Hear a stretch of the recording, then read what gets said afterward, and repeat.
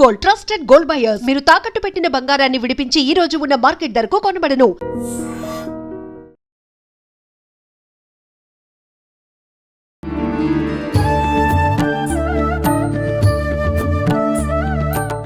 నమస్తే మా భక్తి కొంతమంది భక్తితో ఉంటారు కానీ పిచ్చి పిచ్చి పనులన్నీ చేస్తూ ఉంటారు. అంటే భక్తి ముసుగులో ఉండి వీళ్ళన్నీ వెధవ పనులు చేస్తున్నారేమో అని చూస్తే అర్థమైపోతుంది. అసలు ఈ భక్తికి కర్మకి మధ్య సంబంధం ఏంటి?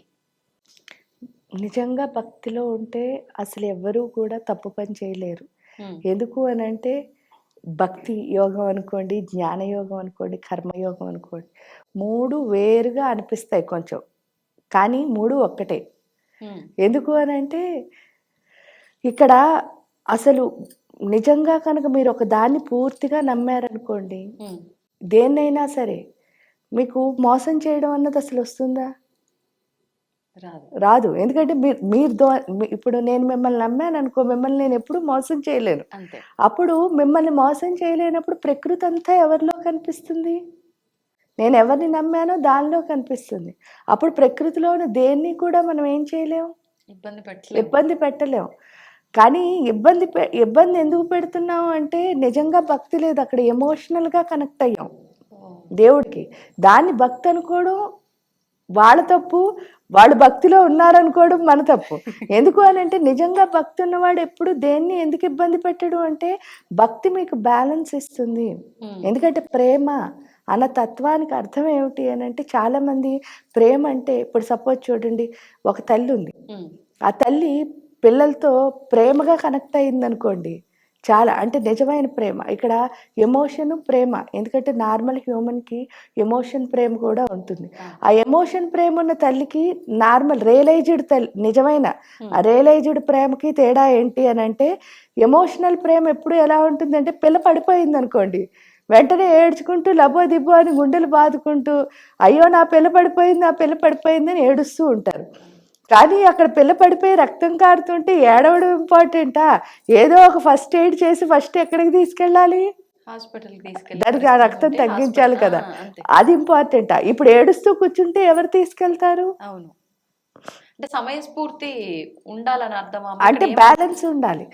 ఎప్పుడైనా సరే ఏంటంటే ఇప్పుడు ఒక ప్రాబ్లం వచ్చింది, ప్రాబ్లంకి మీరు సొల్యూషన్ వెతకడాన్ని ప్రేమ అంటారు. ఏ ప్రాబ్లంకి ఇంకో ప్రాబ్లం తెచ్చుకోవడాన్ని ఎమోషన్ అంటారు. ప్రస్తుతం ఎందుకు జరుగుతుంది అంటే మొత్తం అంతా ఎమోషనల్ గానే, దేవుడికి కూడా ఎమోషనల్ గానే కనెక్ట్ అవుతున్నాం. ఎప్పుడైనా సరే దేవుడికి ఎలా ఉండాలి అంటే నిజం ప్రేమగా కనెక్ట్ అవ్వాలి. అదే మనకి రాధాదేవి చూపిస్తుంది కృష్ణుడి విషయంలో. ఆయన ఒక్కరినే ఆవిడ ప్రేమిస్తారు, ఆయన ఒక్కడినే ఆవిడ ప్రేమిస్తే ఈ సృష్టి అంతా ఎవరిని చూసింది? ఆయన్నే చూసిందిట.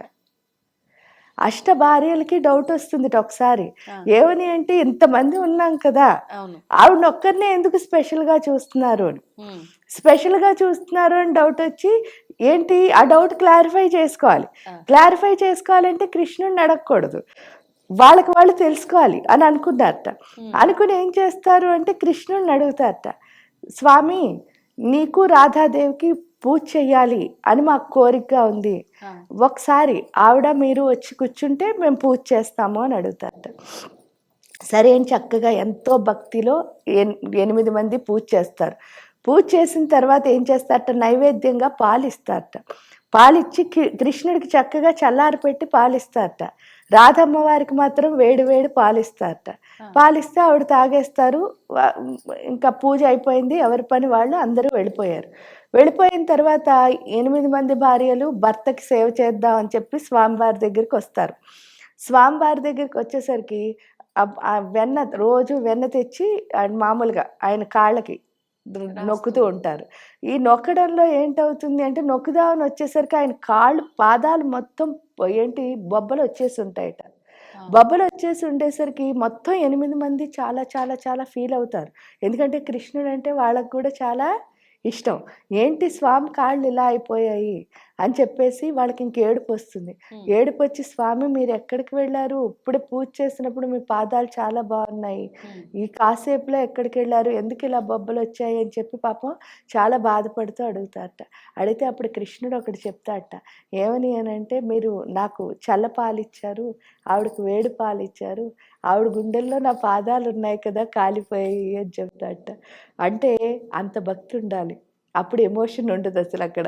ఎందుకంటే ఆవిడకేం రాలేదు, ఏమని వీళ్ళు ప్రూవ్ చేసుకోవాలనో లేకపోతే ఎందుకు అని క్వశ్చనో ఏం ఎందుకంటే అందరిలోనూ ఆవిడే ఉంది. ఎప్పుడైతే మనలో ఎమోషన్ లేదో ప్రతి ఒక్క దానిలోనూ ఎందుకు మీకు ఏం ఎగ్జాంపుల్స్ వద్దమ్మా, చిన్నది ఒక బెలూన్ ఉందనుకోండి, ఆ బెలూన్ నిండా గాలి ఊదాం, బర్త్డే పార్టీ అనుకున్నాం, కానీ ఆ బెలూన్ని మీరు ఊది కింద పెట్టారనుకో, అది ఎప్పుడైనా కింద నిలవడం చూస్తారా? అది అలా ఎగురుతూ ఉంటుంది. ఎందుకు ఎగురుతుంది? ఆకాశం వైపు చూస్తూ. అంటే అందులో ఏముంది? గాలి, ఆక్సిజన్, గాలి ఉంది, ప్రాణశక్తి ఉంది. దానికి ఏంటి, ఈ లోపల ప్రాణశక్తి ఉన్నంత వరకు మనం అంతే ఇళ్ళల్లో ఎగురుతూ ఉంటాం, తల ఎగరేస్తూ ఉంటాం. తీరా ఈ ప్రాణశక్తి పోయిందనుకోండి, ఎక్కడ పడి ఉంటాం? నేల మీద ఉంటాం. ఆ ప్రాణశక్తి ఉన్నంత వరకే ఇది శివం, లేకపోతే ఇది ఏమవుతుంది? శవం. ప్రతి ఒక్కళ్ళని శవం అనే పిలుస్తున్నారు. అప్పటి వరకు పలానా పేర్లు అంటున్నారు ప్రాణశక్తి ఉన్నంత వరకు. అది లేనప్పుడు ఏమంటున్నారు? అందుకే ప్రాణశక్తి ఉన్నంత వరకే దాని రంగులన్నీ కనిపిస్తున్నాయి. దానికి అర్థం కాని విషయం ఏమిటంటే, ఇది ఎగురుతున్నంతసేపు ఈ బెలూన్కి బయట కూడా ఉందని తెలియట్లే. అంతే, మనకు కూడా అంతే. ఈ లోపల ప్రాణశక్తి ఉంది, ఈ మధ్యలో ఉంది, ఆ లోపల ఉంది. అంటే మీరు నేను ఏమిటి? ఒక్కటే. ఆ ఒక్కటే అయినప్పుడు నేను ఎవరిపైన అహంకారం చూపిస్తాను, ఎవరిపైన కోపం చూపిస్తాను, ఎవరిపైన ప్రేమ చూపిస్తాను, ఎవరిపైన ఇంకా ఏ ఎమోషన్ అయినా చూపిస్తాను. మీరు నేను ఒకటే అయినప్పుడు ఇంకేం చూపించక్కర్లే. ఆ మోషన్ లో వెళ్తూ ఉంటాయి. అంటే అదే మరి కర్మయోగం అంటే. ఇక్కడికి నేను వచ్చాను, మీకు నాకు ఏం రిలేషన్ ఉందో మన ఇద్దరం ఇక్కడ కూర్చున్నాము. సో ఇక్కడ మనం చేయాల్సింది ఏంటి? మీరు ప్రశ్న అడగాలి, నేను ఆన్సర్ చెప్పాలి, అంతే. అది చెప్పడం మళ్ళీ మన డ్యూటీ మందే, మనం వెళ్ళిపోతున్నాం. అదే కర్మయోగం అంటే. అంతే తప్ప మళ్ళీ ఏమిటి అని అంటే, దీన్ని మనం ఇక్కడ చేస్తున్న ఏదైనా కూడా మనం ఇక్కడ చేస్తున్నది ఒక నాటకంలో ఒక పాత్రధారులో. కానీ మనం ఎలా ఫీల్ అవుతున్నాం? నేనే డైరెక్టర్నేమో ఈ మొత్తం నాటకానికి అంతటికీ అనుకుంటున్నాం, కానీ సూత్రధారిని మనం గుర్తించటం లేదు కదా. ఆ సూత్రధారి ఏమిటి అంటే అదే త్రిపుర రహస్యం అని అంటారు. అంటే మొత్తం ప్రాణశక్తి ఏదైతే ఉందో ఆ ప్రాణశక్తి నుంచి వచ్చిన పరమాణువులమే మనము. అప్పుడు అది మనం ఒకటే, అప్పుడు మీరు నేను ఒకటే. జస్ట్ మనకిచ్చిన డ్యూటీ మాత్రం మనం ఏం చేయాలి? నిర్వర్తించాలి. అది నిర్వర్తించడం మానేసి ఆ డ్యూటీకి ఓనర్ని నేనే అనుకున్నప్పుడే ఈ ఎమోషన్స్ వస్తాయి అన్నమాట. అక్కడ మనకి అది అర్థమయ్యేటట్టు. ఎందుకు అని అంటే ఆ ఎమోషనల్ లెస్ ఎప్పుడైతే ఉంటుందో ఆ భక్తిలో ఎప్పుడు ఇంకోళ్ళకి హాని చేయాలని ఉండదు. ఎందుకంటే నేను మీ పైన కోపం పడ్డాను, మిమ్మల్ని ఆ హాని ఎవరికి? మళ్ళీ మనకి. ఎందుకంటే ఇది బాల్ లాంటిది. నేను కనుక అంటే మీ మీద ఏదో చేద్దామని చెప్పి నేను మీ పై బాల్ విసిరాను, ఆ బాల్ ఎలాస్టిసిటీ అంటే అర్థం ఏమిటి? మళ్ళీ మీ పైన ఎంత ఫోర్స్గా విసిరానో దానికి డబుల్ ఫోర్స్లో ఎవరికి వచ్చి తగులుతుంది? అంటే మనం ఎవరికైనా చెడు చేస్తే మీకు ఒక కన్ను లేకుండా పోవాలంటే నాకు ఎన్ని కళ్ళు ఉండవు? అంతే. పురాణాల్లో కూడా వీటికి వివరణ ఉంటుందమ్మా. ఇది అసలు అంటే భక్తి ఉన్నవాడు ఎప్పుడు ఇంకోళ్ళకి హాని చేయడు. అంతే. జస్ట్ ముసుగులో ఉన్నామంతే, అంటే ఆ భావనతో ఉన్నామంతే. అది భక్తి అదొక ఎమోషన్ లా, అంటే దాన్ని ఎమోషనల్ గా కనెక్ట్ అయ్యాం. నిజం భక్తి ఉన్నవాడు ఎప్పుడు రాధాదేవిలాగే, అంటే అక్కడ ఆ పని అలా అవుతూ ఉంటుంది సాఫీగా. మన పాత్ర ఏదో మనం పోషించి వెళ్ళిపోవాలి, దానిలో ఎమోషన్స్ మనకి ఉండవు. ఇక్కడికి వచ్చేసరికి ఏంటి అంటే పూర్తిగా ఎమోషన్సే ఉంటాయి. అందువల్ల ఏంటి అంటే నేను చెప్పిన మాట వినలేదా, నీకు నేను ఇచ్చేస్తా. ఏమి చేస్తాం? ఎందుకు చేయడు అని అంటా నేను. అంటే దేవుడు ఇప్పుడు నువ్వు నీకు ఎమోషన్ ఉందేమో, దేవుడికి లేదు కదా. ఇప్పుడు నేను ఎలా బిడ్డో మీరు అలాగే బిడ్డ కదమ్మా. అప్పుడు నేను మీకు హాని చేస్తా. ఇప్పుడు మీకు 2 పిల్లలు ఉన్నారు, ఒకళ్ళని ఏదో చేస్తానంటే మీరు ఒప్పుకుంటారా?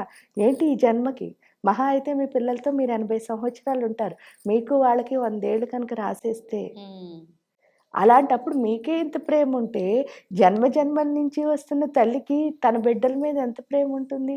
అప్పుడు ఒకళ్ళు ఇంకోళ్ళకి హాని చేస్తానంటే ఆవిడ ఎలా ఒప్పుకుంటుంది? అవును. కాకపోతే ఒక్కొక్కసారి మన కర్మ బాగోక అది అనుభవించవలసి వస్తే వస్తుంది. కానీ ఎప్పుడు సేఫ్ ఎవరు? అనుభవించిన వాడే. ఎందుకంటే ఎవరు అండర్ ప్రొటెక్షన్‌లో ఉంటాం? పరమాత్మ. పరమాత్మ. ఉమ్, ఆ పరమాత్మ అండర్‌లో ఉంటాం. అప్పుడు మనకేం భయం లేదు. అంతే. అది మనకు అర్థమయ్యేటట్టు చేసుకోవడమే. ఎందుకంటే ఇవి కూడా ఎలాంటివి అంటే మనలో ఇందాక చెప్పినట్టు ఆ మురిగుంట్లో ఉన్న మలినాలే. ఉమ్, అవి బయటకు ఇప్పుడు ఇంతకు ముందు ఎప్పుడో వాళ్ళకి మనం ఏదో చేసాం అనుకోండి, ఇంత జన్మలోనే ఎప్పుడో అవి ఈ రూపంలో ఇప్పుడు వస్తాయి. అవును. కానీ అవి మనం ఆవిడని నమ్మి బతికితే అవేం మన అంటుకోవు. అంతే. జస్ట్ వాటి ద్వారా అవి వెళ్ళిపోతాయి. ఉమ్, కాకపోతే ఎప్పుడైనా సరే హాని చేయించుకున్న వాడికంటే చేసిన వాడికే ఎక్కువ ఫలితం. ఎందుకంటే బాల్ వేసిన వాడికే ఎక్కువ డబల్ తగులుతుంది. అంతే.